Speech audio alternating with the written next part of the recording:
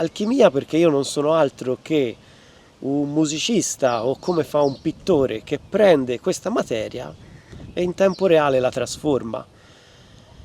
E quindi nella sala poi, quando suoniamo e succede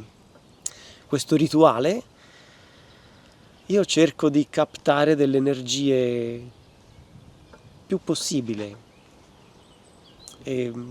e lì mi riallaccio a un argomento che è lo stupore. E quindi molte delle cose che faccio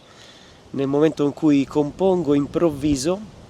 molte sono improvvisate anche se c'è un canovaccio, e improvvisando poi viene la traccia, viene l'immersione sonora che dura circa un'ora e che appunto va a costruire questo magma sonoro che si espande nella stanza.